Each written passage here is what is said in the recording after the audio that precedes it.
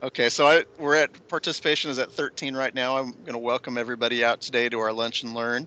We have an exciting presentation with our host here, April Rippel, who's going to discuss safe preservation for food that we've grown in our garden. So, um, April, we'll let you go ahead and go. Let me just make one quick announcement that I do. Uh, Everybody needs to be muted out during this thing and hold your questions to the end. If you have something you think is pertinent to the conversation, there is a conversation button should be on your screen. Um, it's a little text looking box, and you can type your question in there, um, and we'll get to it at the end. So, April, take it away. Okay, I'm seeing a bad network quality. Can everybody still hear me? What is that me or is that Jerry? Yeah, no, you're doing good. I'm muting myself out too. Oh, okay. All right. Here we go. Well, welcome everybody. Thank you so much for tuning in today. We will be covering how to safely preserve the food you've grown. And I was talking to Mary Stibler just the other day, and it's not necessarily the food you've grown. If you get a bounty from a farmer's market or see a really good deal at your supermarket, you can buy a bunch of stuff and do something with it, and that way you know exactly what you're eating when you preserve your own things. So, oops, why is it not forwarding? Oh, here we go. All right, so why grow and preserve your own food? Well, I thought this was kind of funny. It was on Facebook the other day. So if your food can go bad, it's good for you, right? If your food can't go bad, it's not good for you. That's all your packaged processed things. But you know, nowadays we have to buy some processed things. We don't all have all the time in the world to cook everything from scratch every single time, every single meal. So it's convenient to have some of those processed foods. Unfortunately, they put a lot of things in them nowadays that you might not want to put in your body. So if you preserve your own food from scratch, you have the convenience of opening it up right away and you know what's in it. And besides, it's very rewarding. You know, you get a little exercise, you can take pride in either what you've grown and preserved or just preserved yourself. And you'll know it's fresh, you'll know exactly what's in it. And after all, you are what you eat, right? So, the reason I like to do it is because I know exactly what's going in our bodies, my family's body, and I'm very particular about that. You don't want to go to the grocery store with me. It takes me forever to go through the grocery store because I usually read all the ingredients every single time. It gets a little monotonous, but I know when they've changed an ingredient, it's something I don't want to eat anymore. So whether you have a lot of room or just a tiny bit of room, we live in a suburb, so I don't have a whole lot of growing room, but you put some raised beds in and you can get quite a bounty of stuff sometimes. I like most master gardeners probably plant a lot more than I need and end up with a lot more things than I thought I was going to have. I should have planted one plant and I planted five, and then I have all this eggplant with you can't eat it all that quickly, so you need something to do with it. And of course, if you have a lot of space, you can end up like some people like Jerry with tons and tons of stuff, and you need a way to either sell it or give it away or preserve it to have all throughout the year. So you have this bounty of whatever you're growing. What do you do with it? And a lot of people think of canning, but we're going to find out there's a whole lot of ways you can preserve things. So some of the things we're going to go through today are the methods of preserving, how to choose the correct method for what you want to preserve, safety, bacteria, viruses, yeast, things we all know about right now from this year, and a close-up look at a few of these methods, and then we're going to get into canning in a little more detail because that's what most people like to find out about is canning. That seems to be the popular way to preserve nowadays. So, like I'm saying, there's many ways, a lot more ways than you maybe think of to preserve. There's pickling, fermenting, dry salting, kind of an old-timey thing, cellaring. I'm sure most of you do cellaring, whether you know it or not. Freeze drying, sealing, freezing, dehydrating, and canning. There may be other ways too, I'm not sure. Okay, so what you need to look at when you're choosing a method is safety first. What methods are safe, which are unsafe. There's some expensive ways to preserve. There's some very inexpensive ways. How labor intensive is it? How long will it be good for? Some ways only keep for a few days, and some ways may keep for years and years. Just some things to keep in mind. But whatever method you choose, you've got to keep sanitation in the top of your mind. You must sanitize your prep area. You need to wash all your containers and sanitize them. You need to wash your hands. If you do anything, wash your hands. If you touch anything, if you breathe, wash your hands. That's something we should all be very familiar with this year. And I'm going to take a little bit of time and look at why. Why are we washing our hands so much? Well, of course, all these things, right? Germs, bacteria, pathogens, viruses, all kinds of things. So in order to save time today, we're just going to call all these things, we're going to group them together and call them cooties. We're trying to get rid of the cooties. You don't want to touch the cooties. If you touch the cooties, you want to get rid of the cooties. We all know about cooties, right? So in a little bit closer look at some of these things, we all think of things as germs, but they're really not. In fact, a virus is not a germ. Who would have thought, right? A virus is not even a living organism. They're an infective agent, and they can actually infect a bacteria, a germ. They're so tiny, teeny tiny, that they can actually infect things. And we think of viruses as being bad, but they're not all bad. In my research, I came across this one article. I think we're past lunchtime, so I can go ahead and talk about this. They did a study. I love studies. And this caught my eye. I thought it was kind of funny.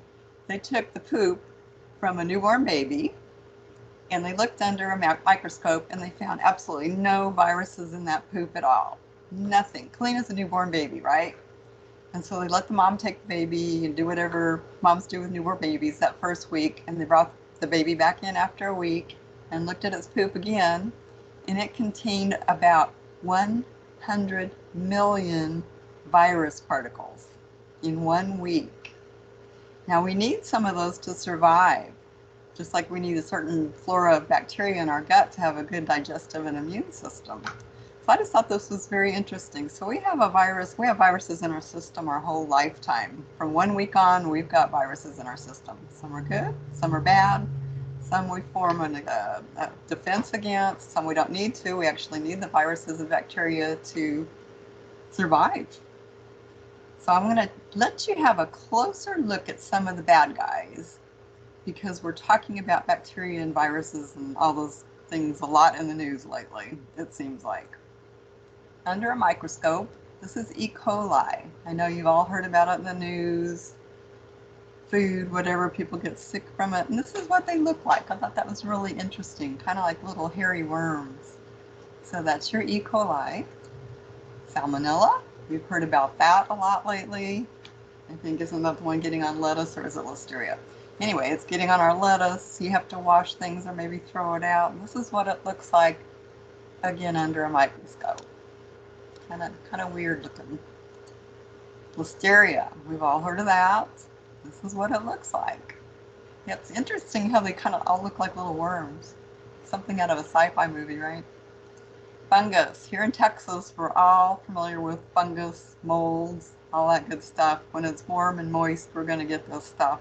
Just have to be aware, some fungus is good, some is not so good. And here's the bad guy this year. This is the one. I know you've all seen the animation of it in the news. This is what the bad guy really looks like. This is the COVID-19. Now this is very much magnified. These guys are so teeny-tiny, it has to be super, super magnifying to see them. They're so tiny, and that's why it's spreading so quickly, which is a shame. But now, when you're washing your hands, you can think of these bad guys and really scrub, and that 20 seconds is going to go by so fast because you're going to imagine all these bad guys on your hands or whatever you're washing, and it's going to make washing your hands that 30 million times a day go by a little bit better. Okay, we've looked at some of the bad guys. So now we're going to look at some of the good guys. We do need some of these to actually make our food, well, to preserve it and to make it taste good. We all know about yeast. There's some bacteria we need. There's some molds that we need. And we're going to look at how enzymes affect some of our food. All right, yeast. Everybody knows about yeast, right? We need it for our bread to make it taste really good. It causes fermentation, and it happens through the work of these tiny little organisms called yeast. Bacteria, along with bacteria and mold, they put out a gas. They create an enzyme that puts out a gas that breaks down into chemicals, and that gas is what makes your bread rise. And this is a lovely bread that was baked by Valerie, and she shared it on Facebook, and I couldn't resist. She's making all of us hungry on Facebook for her breads because she's making so many of them. But it actually the yeast breaks down the sugars, and that's what makes your dough rise and makes wonderful tasting bread. So we like some yeast. There's some bad yeast too, but this is a good one. Bacteria. We can use bacteria in things like sauerkraut. What happens in sauerkraut and things that we ferment is the good bacteria is encouraged in order to inhibit the growth of the bad bacteria. So it's kind of like in your gut. In your system, you want good bacteria to wipe out the bad bacteria, and that's going to help with your digestion. In foods like sauerkraut and yogurt, that good bacteria helps to get rid of the bad bacteria and creates the wonderful tasting foods that we like. When you're freezing, you want to blanch things because it actually kills some of the enzymes in the food. And what that does is it helps when you're thawing the food to make it a little bit better, less mushy. If you freeze it without blanching, it's going to be a little bit mushy and broken down more than if you blanched it first. So that's the case where we're trying to get rid of an enzyme. When you're canning, heat and time is what kills the bacteria, the bad bacteria.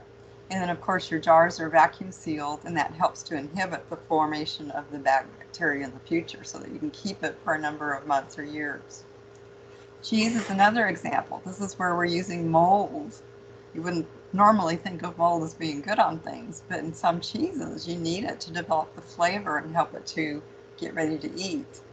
Your brie, your blue cheeses, that mold's going to help it. And of course, if you leave food out too long without keeping it cold, enzymes quickly grow, and that creates the spoilage that you're going to get. So you don't want to leave things out more than 30 minutes. I know in the old days we used to leave Thanksgiving dinner out for hours and hours and hours, and we'd go back and munch on it all afternoon. How did we ever survive? I don't know. But you really should put things up after about 30 minutes. Okay, so choosing your preservation method. So we have all these different foods. We have high acid, we have low acid, we have fruit, we have vegetables. Some of you might have meats, fish. There are ways of preserving these things, but you need to decide which is best. So we're going to go through some of the methods of preserving and look at them and maybe help you decide which ones you want to try and maybe experiment. A lot of us have a lot of time on our hands these days, so you might want to try experimenting with some of these. Pickling. I think a lot of people are pretty familiar with pickling. However, if you pickle foods without combining it with something like canning or refrigeration, it can go bad fairly quickly. So just be prepared to make a combination. But it is good for a lot of foods, including fruits, vegetables, meats, seafood, even eggs. It's fairly easy, it's inexpensive. And if you combine it with another method, it's good for 5 to 6 months. Fermenting. We talked about fermenting a little bit. You just need to really pay attention to detail when you're experimenting with fermenting. You don't need any special equipment. It's easy. When you do it correctly and sanitarily, it's good for 5 to 6 months. Again, it's good for many food types, including fruits, vegetables, meats, seafoods, a wide range of things, even wines, sauerkraut. That's all your cured meats. That's all your things you want to try fermenting. And of course, there's YouTubes nowadays. You can get really in-depth classes, training online on how to do these things. I'm just kind of leaving you the options to try. Dry salting, that's kind of a old-fashioned way of preserving things back before they had refrigeration and all our good things we have nowadays. It's a little tricky, but a lot of people think that vegetables are tastier when they use this method to preserve them. There's no special equipment that's needed. It's easy, and it's good for about 4 months. Of course, like with any of the other methods, if the color is off or it smells funny, toss it. Do not take a chance. But again, since you have a little extra time these days, it might be something you'd want to play with. Just another method that a lot of people don't usually think of. Curing. Now, you have heard of curing probably, especially with hams and certain meats. Curing uses nitrates to help preserve it. It's a complex drying process, and you must have special equipment to do this. So it's not real popular for home preserving, but it does keep your foods good for weeks up to years, depending on the method you use. Again, just something to think about. If you're into meats and things like that, you might want to try it. Cellaring. This is my cellar. Most of us here in Texas don't have a basement or a regular cellar, so you need another place to do your cellaring. This is where you'd want to put your onions, your garlic that you've dried a little bit. These are all my onions that I didn't plant last year. They all came up volunteer. I must have let some seeds go last year that I didn't see, and I had all kinds of onions and garlic coming up this year. So I dried it out a little bit, and then I put it in bags. That's not grapefruit. That's a grapefruit bag that I got from the grocery store, and after we ate the grapefruit, I saved the bag, and that's what I put my onions in. So this is all hanging in my closet, and that's where I do my cellaring. Any room that's cool, dark, fairly dry will work as your cellar here in Texas, because I don't know of anybody with a cellar. So, but you can keep your onions and all those good things for weeks to months. These onions are from last spring, and they're still perfectly good. Good way to save on some money. If you get a good deal, just hang them up in the closet. All right, freeze drying. This is probably the best method for preserving food. However, it's not in most of our budgets. I know it's not in mine. It's very easy, but it's very expensive. The machine to do your freeze drying runs $2,000 to $3,000 for your basic machine. However, your food would last 10 to 30 years. So I would say if I were a younger person and I had the money, it might be something you'd want to invest in. At my age, I don't really think I'll be wanting food 30 years from now that I preserve today. You never know nowadays. But for a younger person, that might be kind of a good thing to do. And when you freeze dry, you can do many more things. You can do dairy products, which you normally wouldn't be able to do to preserve, and complete meals. If you want to do a complete meal and pull it out at a later time, this is your way to go. But not real practical for just anybody on a regular budget. All right, sealing, good old seal-a-meal. My first sealing machine was given to me by my brother-in-law, and I fell in love with it. It's so easy. It's fairly inexpensive. We actually ended up buying another sealing machine that's a little bit bigger and a little more complex. But with sealing, you're good for a few days, up to a year if you put it in a home freezer. Some things, if you've dried them, if you dehydrated or dried them, you can seal them up and store them on a shelf. So it's very practical, easy to do, quick. If I don't have any other way of preserving and I need to preserve something very quickly, some big batch of carrots or something that I was given, I'll blanch them, put them in the sealer and freeze it, and they're good for quite a while. So inexpensive machines don't cost that much. You can get small ones at a fairly good price. And it's just an easy way of preserving some of your foods. Freezing. Okay, we're going to talk a little bit about freezing. The freezer in your home refrigerator is not going to give you true freezing. It just doesn't get cold enough. We open it up too much. We open to put things in. We open it to take things out. It's not a true freezer. So It's going to be relatively expensive if you want to do some true freezing. You'd have to buy a separate freestanding freezer. I would love to do that, but again, it's a little pricey. And it would need to keep it below 0. So that's pretty cold, and you wouldn't be opening it very often. You'd have to be very organized and get in there and pull out what you want real quickly and close it up. So practically speaking, a home freezer, when you freeze things, you want to only keep it in there maybe 8 to 12 months. So very important to label things, even things you've bought from the store that are frozen. If you're not going to use it right away, you need to label it and pull it out before that year comes up. If things get freezer burn, I know it doesn't look very good. You could actually eat it, but it's not going to be very appetizing. So if you go past that 12 months in a home freezer, you're going to start getting freezer burn. You're going to start getting, it's going to start drying out. It's going to get the little crystals and not very appetizing. But it is an option. It's quick, it's easy, and for short term, it's a good option. All right, drying and dehydrating. This is a fun method to preserve foods. It's relatively inexpensive and easy. Some things, if you combine it with another method like sealing, it'll last for years. You can do some really fun things, like if you have a big, huge fig tree and you're figged out and you've made all the fig preserves that you can handle. We found I was given a really nice recipe by a friend. You soak the figs, you nip off the top, soak the figs overnight in orange juice, put them in a dehydrator for about 12 hours or so, and it makes this delicious candy-like little morsel thing that they're a little bit chewy and they're sweet and they're so good. Other things you can use that dehydrator for, you can use it for just about anything, fruits, vegetables, meats. I had a big bounty of eggplant. That's what's in the bag right there a few years ago. And what I did is I dehydrated it and then I sealed it. And then I used the eggplant for dishes, for recipes. I'd take a bag out, crumble it up, and put it in my spaghetti sauce and lasagna, things like that.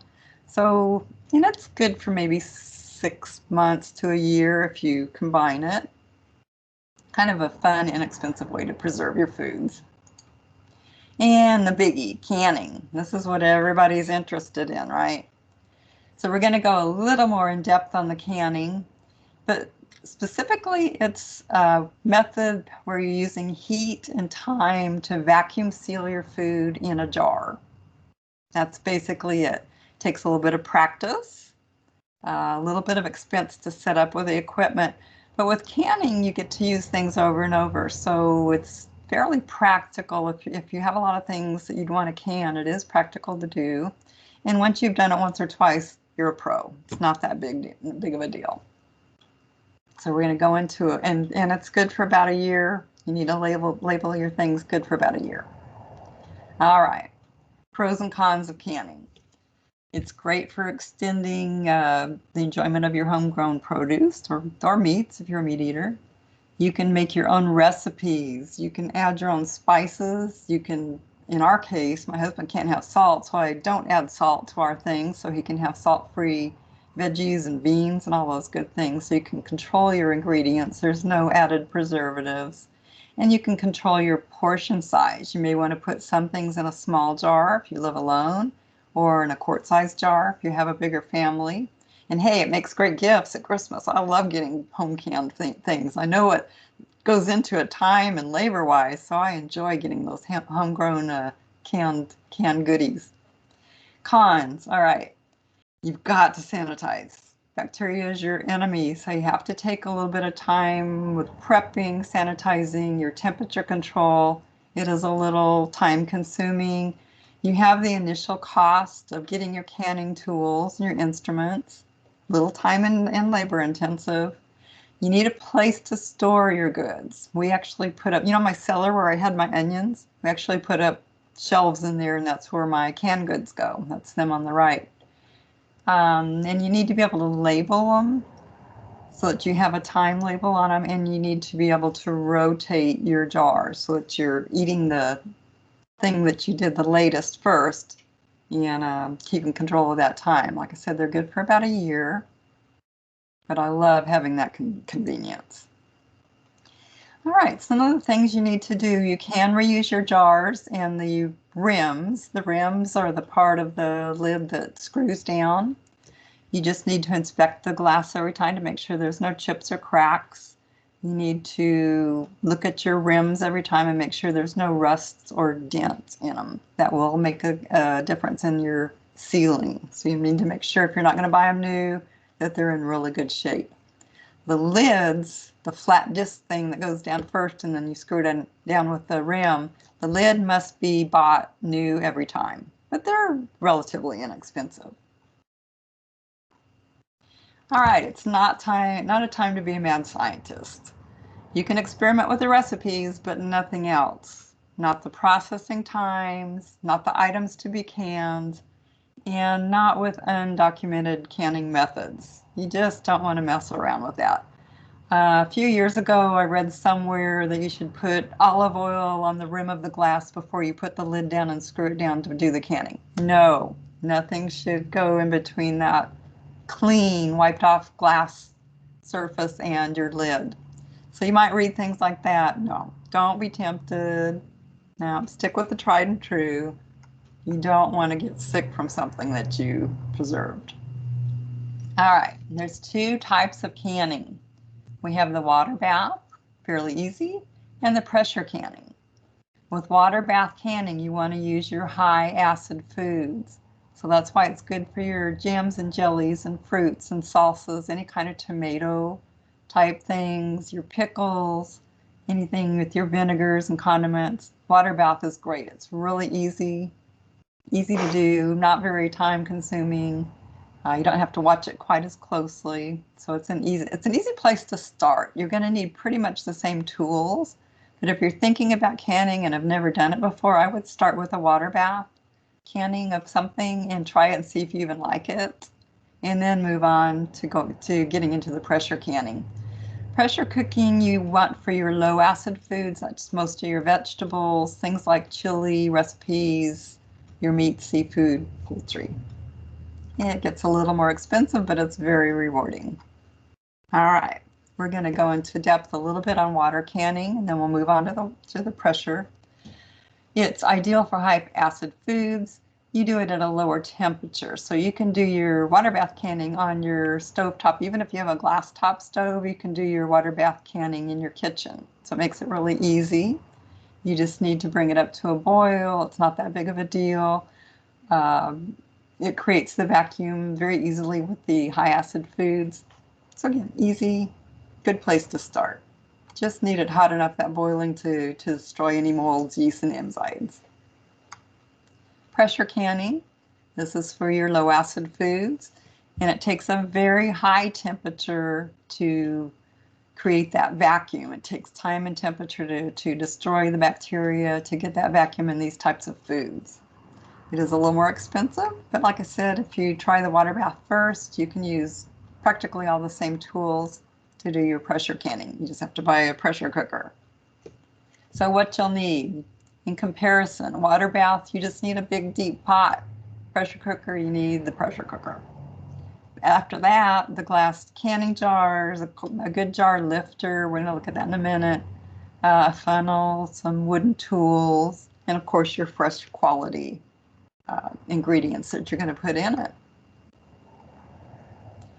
Things that you'll need in that top left picture, you'll see the funnel, the glass jar, a big nice scoop is always nice, a little grabber, big pot. These tamale pots work just fine. The lifter, the jar lifter on the right bottom, those are, I'd say that's almost a must for either method. Those jars get hot in that water, and it's easy to lift them out with that jar lifter and to lower them in when you're putting it in. All right, for a water bath. The pot you want to get, you don't want an aluminum pot. You want a non-reactive type metal. You don't want something that's old. On those tamale pots, that enamel, you want to make sure it's not cracked or rusted anywhere. One of those big tamale pots, H-E-B has them all the time. You can pick one up for 10 to 30 bucks. Not that big of a deal. You can get some very expensive pots. You can spend $300–400 if you want to. I don't think you really need to do that. Copper is tricky. It's expensive and tricky. I don't know if you'd really want to mess with copper pots. My besides my tamale pot, is the pot I use is a stainless steel pot. Mine is very old. It was inherited from my mother-in-law, bless her heart, rest her soul. I love that pot. It's probably 40 years old. It's got a lid. It's wonderful. And if you went to go buy one, a good one, you'd want to wait like 1810, a triple ply, a tri-ply, and it's going to cost you $65 to $200. Good investment. It's going to last you for years. You get what you pay for, right? In the pressure cookers, there are a lot of brands to choose from. I'm not going to recommend one over another, but you're going to at least want to spend around $200 for a pressure cooker. It's going to decide, it's going to be what size do you want, what type do you want. A lot of things to consider when you're buying a pressure cooker. It's a pretty big investment and something you're going to want to use over and over and over. So it's worth delving into to research a little bit, but I'm going to give you some hints. 3 types generally of pressure cookers. The first generation, maybe some of you, if you're a little bit older, had one of these. It used a weight modified valve. Usually there was a gasket that had to go in between the lid and the pot itself. You don't see very many of these around anymore, but they are around. They're a perfectly good pressure cooker. It'd take a little more watching. I remember Mom, I think, blowing the rock off the top of one time, scared the heck out of us. What you're mostly going to see nowadays is the second generation. And this is using a spring-loaded valve and usually has a gauge on top to look at actually watching where your pressure is at. These are standard nowadays. Anything you buy nowadays is going to be the second generation. There's also what is being called a third generation, and this is your electric pressure cookers. They're a little bit small. They'd be ideal for a single person or somebody that just wanted to can a few little things, smaller things. They don't hold very many jars at a time. They're wonderful in that you don't have to watch them. You pretty much set it and it does everything else for you. Time, watches the pressure. It's pretty handy, but it's just not for somebody who's going to do a lot of canning. Let me put it that way. But it'd be great, like I said, for a single person. I think it'd be wonderful. And a lot of them do more than one thing. They're multi-purpose. They do searing and steaming. You could cook your rice in it. You can do other things with it, with the electric. The single-purpose pressure cookers, that's pretty much all they do. I mean, you could boil water. I guess you could do your water bath in the, well, not really, because you need to put a lid on it. So they're kind of pretty much one thing only on your single-purpose. But if you do a lot of canning, they're great because they do hold a lot of jars. You just need to find out what your strength is because they are very heavy. All right. Heat sources for your pressure cooker. Like I said, I'm going to take a little sip of tea here. Losing my voice. Too many years of teaching exercise classes. My vocal cords aren't there anymore. All right. On a glass top stove, you can do your water bath just fine. You cannot use a pressure cooker on a glass top stove. The reason being is pressure cookers have a slightly concave bottom, so it never gets that really good contact with the glass top, and it will never come up and stay at pressure. So if you're like me and have a glass top, I love my glass top, but I can't pressure cook on it. What I did is I went out and bought a burner, and these burners, you can get them all over the place, hunting stores, on the internet. They cost maybe $60 to $100. My first one I got for $10 at a yard sale. I think it was the Master Gardener yard sale a few years ago. And I kind of outgrew it, and I got this other one. Great for controlling your heat. You can bring your water up and your pressure up slowly. You can control it. Anybody who cooks with gas knows what I'm talking about. It's great for heat control. Well worth the investment. I've had mine for several years now. That's what you'll need to do. I'd say even if you have any kind of electric stove. I don't think electric stove gives you that even heat like gas does. So if you have an electric, or especially a glass top, you'd need to get one of these or something where you could have control of your heat for your pressure cooking. Like I said, water bath is fine. You can cook it in your kitchen. The other great thing about doing it outside on the porch or whatever is you keep the heat out of the kitchen, which is very important here in Texas sometimes, like right now. All right, so before canning for your first time, especially pressure cooking, I would take a class, honestly, or at least look at a YouTube, look at something online, or have a friend with you. Nowadays that's kind of hard unless they're in your little circle of safe people. But well, at least watch a how-to on YouTube or something, because you don't want to be in the middle of canning and have a question and go, I gotta go look this up. You need to work kind of quickly when you're canning. Things are hot, you want to keep them hot, you want to keep things moving. You don't want to expose your food to air any more than you have to once you cut it up, that sort of thing. So you want to keep things moving. So you kind of want to at least have an idea of what you're doing before you get started.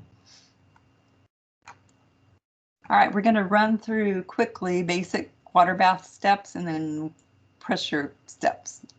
I think we have enough time to go through those. So water bath, basically you'll need 2 pots, one for keeping your jars hot in hot water after they're sanitized, and one for the actual cooking. So in a separate pot, you have your jars, you prepare your food, you get the water boiling. This is where your funnel comes in handy. You need to leave a little bit of head space in jars, and that actually has the measurements so you can see where an inch is, half inch, whatever your cooking, canning, whatever headspace it needs. It's an easy measurement, easy way to do it.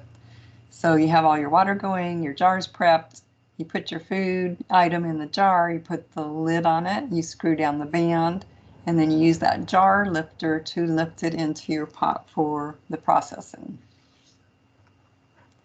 You want to make sure there's at least 1 to 2 inches of water above the top of the jar for water bath. After it gets boiling, you start your processing time, you put a lid on it. After your time is up, you take the lid off and you let it set for 5 more minutes. Now this PowerPoint will be on my website, so you don't need to rapidly take notes or take pictures if you don't want to. You can go and look at the PowerPoint at your leisure. Is it already on my website? It's already on there, so we'll give you that website at the end. So we'll run through this quickly. You remove your jars with your lifter. Try not to jostle them. You should start hearing a popping sound. That's your lid. There's a little bubble in your lid, and when it vacuum seals, that bubble pops down, and you shouldn't be able to move it. Don't touch them for 12 to 24 hours. At the end of that, you can wipe them clean. Push that little bubble thing in the middle, make sure it doesn't flex. It should be sealed down tight. I remove the lid, the rim, and then I test the lid like with a fingernail under it, make sure it doesn't pop off easily. Label your jars and put them in a nice, cool, dark place for storage. Start using them. Good stuff. All right, basic pressure canning steps. And again, this will be on the website. When you get your pressure cooker, read the manual front to back. You need to read and know your pressure cooker. They're all a little bit different. So you need to read, even if you've had one before and you get a new one, you need to look and see what your new one will want. You have a rack that goes in the bottom. You put about 3 inches of water in it. You go through the kind of the same steps we just went through. You have your jars in a separate pot. You have them hot. You take them out, you dump out the water, you put your stuff in them, whatever you're cooking.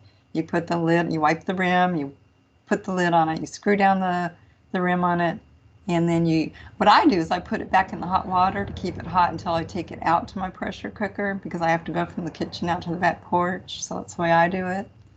But your jars are pretty much prepared the same way. Once you've got them all done, you put them in your slightly boiling water. Have your water to boil in that bottom part of the pressure cooker. Once you have it at a rolling boil and you have all your jars in, you're going to put the lid on it. And within a couple minutes, it should start venting. There's a little valve. If you look at that picture on the left, you can kind of see that little spout sticking up. That's your vent. Steam will start coming out of that fairly quickly. Put a timer on. It usually takes about 7 to 10 minutes, according to your cooker, to vent it.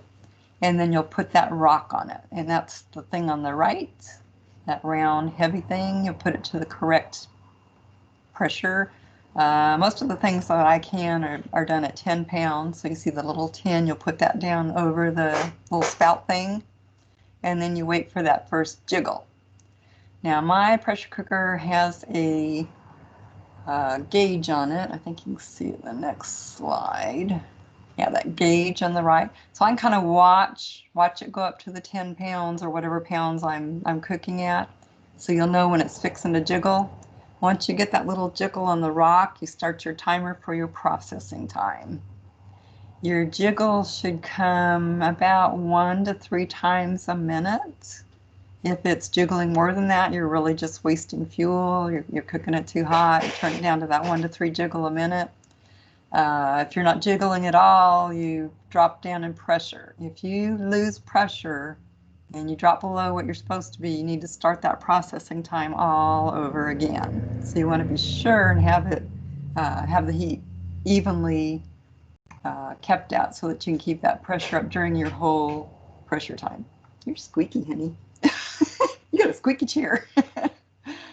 Okay. All right, once we're done with the processing time, you're just going to let it set, turn your heat off, let it set. And again, when you have this little gauge, it's kind of neat because you can watch the pressure dropping down. If you don't have it, you're just going to have to test it. Usually you need to wait at least 20 to 30 minutes for the pressure to come back down. If you don't have the gauge, I take a fork and kind of stick it in that rock and lift it. If you hear steam coming out, if you still have pressure, drop it back down and wait a little bit longer until that pressure comes down to 0. And then you can safely take the rock off and take the lid off. If you take it off too soon and steam goes out, you lose a lot of steam right away, what's going to happen is it tends to suck a lot of the moisture out of your jars. So you're going to lose a lot of the liquid out of your jars, and you don't really want that.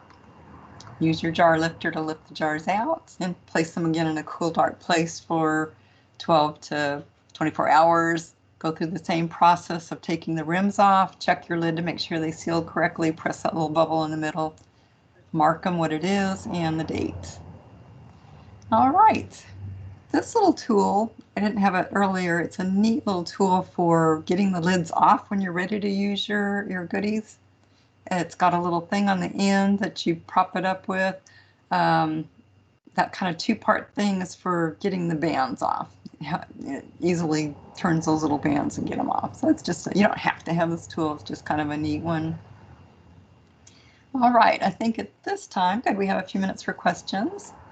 So how do you get from the greens to storing them and having all those goodies? So Jerry, do we have any questions?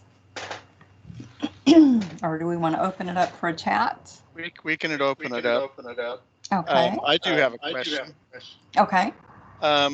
In our club, we had a lot of peppers. We always have a lot of peppers because of our plant sales. Sure. And so I had wanted to make like a cowboy candy with my peppers, which is, kind of a pickle with some sugar and stuff in there. But in order to collect all the peppers, I was told I was putting them in the freezer, and then I was going to pull them out of the freezer and do the pickling on them. But I was told I couldn't do that and it wouldn't work.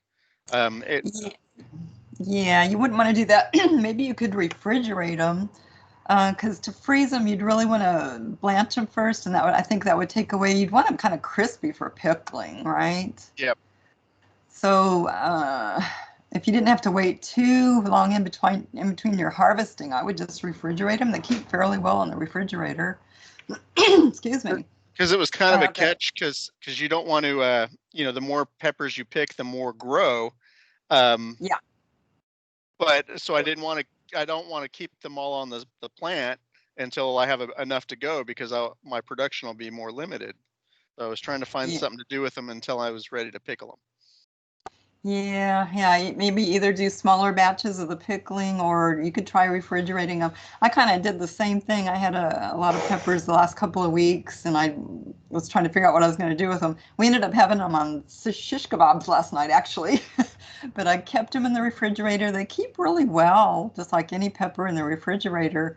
I probably had them in there a couple of weeks. I don't know how long you'd want to wait for your harvest or how quickly they're growing. But yeah, if you're wanting to do a big batch, that does get tricky. But yeah, freezing, yeah, you wouldn't want to do that. Like I said, you'd have to blanch them to kill the enzyme so that they don't get mushy when you thaw them out. Yeah. And that kind of takes away from that nice crisp crispness that you usually like when you're pickling things. Yeah. Okay. Well, if anybody else has a question, you can go ahead and click your unmute button on your microphone and present that question for April. And there is the website on the bottom of that page. If you want to go and view the PowerPoint and get some of the references and go through it on how to do the canning, you can look at the, oh, looks like we have a question. Excuse me, I got to look over here. All right. I have a first generation pressure cooker and was wondering if there's a way I could test it to see if it still works. Usually with first generations, you'd want to inspect it to make sure it's not warped. If it had any kind of gasket, I know my mom's had a gasket and we could not find the replacement gasket. So you might want to do a little research and see if that pressure cooker originally came with a gasket. If the company is still in business, you might want to contact them because most of the pressure cookers back then had that gasket. You want to inspect your rock and make sure it's not cracked or warped. And the other thing you might want to even send it off to a company to have it checked because you'd need to check and make sure the valve isn't leaking at all. That would be your biggest things to look at. So if it was stored very nicely in a dark, cool place, chances are it's probably perfectly good for using. You could probably use it. Just check it out real good. Anything else? Hey, April, this is Sandy. I don't know if you can hear me. Hi, I can. Hi, Sandy. Hi. I remember someone once saying about using like a paraffin seal. Does that sound familiar? Is that something that's used or not used, or am I dreaming? That is another method. Sealing is a method with a lot of people use it for jams and jellies. I actually use it more of an oil sealer with pesto sauces. It doesn't keep for real long. You'd want to keep it in the refrigerator if you use that sealing method. So you couldn't keep it, long term. I wouldn't keep it more than a couple of months that way because wax can crack and if you get any kind of opening in it, then that opens it up for bacteria. But it's an old-fashioned way of sealing things. Like I said, I use it with my pesto sauces. I'll make a pesto, and since my pesto has Parmesan in it, a cheese, I can't really preserve it any other way other than using a seal on top. So I put a little bit of olive oil on top and then I refrigerate it. And of course the oil gets real hard and that seals it. So it's good for a couple months like that. The other thing I do with it, speaking of pesto, is you can actually freeze it because of the oil. What I do is I put it in ice cube trays and it kind of freezes into cube shapes, and then you can pop those out, put them in a baggie or a sealer, and then use them in sauces and stuff. So it's kind of self-sealing in the oil because you have all the oil in the basil. But you can actually, yes, you can use a wax to seal it, just maybe combine it with refrigeration. Okay, so you wouldn't necessarily, if you're using the water bath method, then you don't need that seal, then that paraffin seal. You really don't. Not with the equipment they have nowadays. The lids, they seal really well. But I know people that do it. They try it. I guess they're just experimenting, and with the water bath and the good seal on the lid, you could store it outside the refrigerator. With the wax, I would store it in a refrigerator. Okay, yeah. Great. And then one other quick thing. So when you're talking about that third generation electric, are you talking about something like the Instant Pot stuff or that type of configuration? Yes, they're usually multitask. They do sell some electric pressure cookers that are just a pressure cooker, but because of the way they're made, they can easily be used for other things. So they're very practical. They're just kind of small. Right. I think the biggest one I've seen holds maybe 4 quart jars. So for me, it's not practical. I do a lot of canning. It would take me forever to do batch of canning. But very convenient because, like I said, you just program it and walk away. It watches the temperature for you. It watches, you'd never lose your pressure. It watches your time and has a timer that goes off and turns itself off. So very practical. But for a single person or maybe a very small family that did a little bit of canning, I think they'd be great. And plus, you'd only have one appliance that would do several things like the pressure cooking, making rice. It's kind of like you can use them as a slow cooker, like you would a crock pot. So very practical in that sense. Thank you. Thanks. Sure, sure. Anybody else?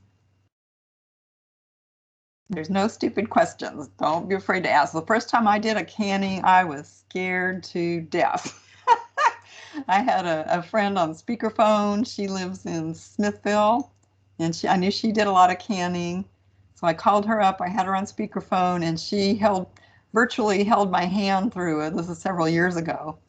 And because it's a little nerve-wracking the first time because you're so scared of you want to disinfect everything and keep everything sanitized, and you want to work quickly, and you don't want to forget a step. And so it helps to have, somebody looking over your shoulder, or like I said, at least take a class or something. The AgriLife Extension Office a lot of times gives classes. I haven't seen one in a couple of years, so they're probably, when we can all get back together again, we're probably about due to have one. And that, you can't beat hands-on. There's just nothing more than either doing it yourself or being right there when someone is doing it.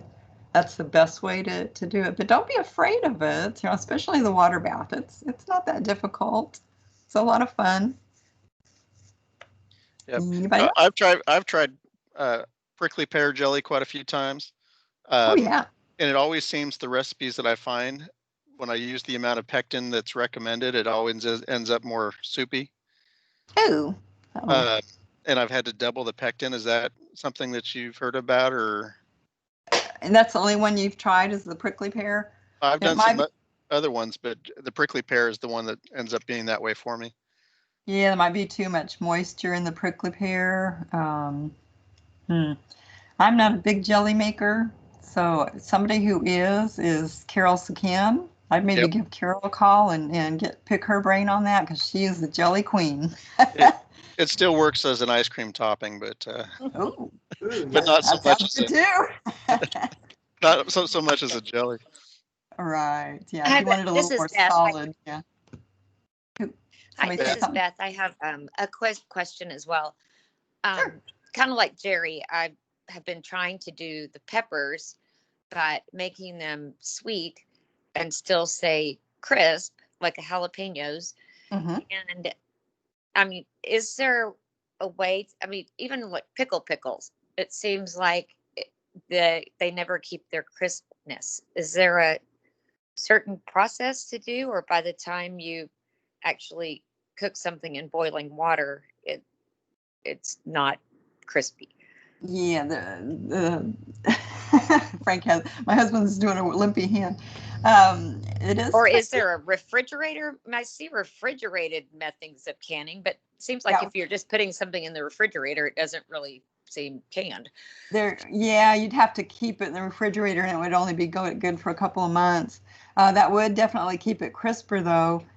And pickling, it's really tricky. You have to work really fast. You have to bring it up to a boil as quickly as you can, process it as quickly as you can, and cool it down as quickly as you can.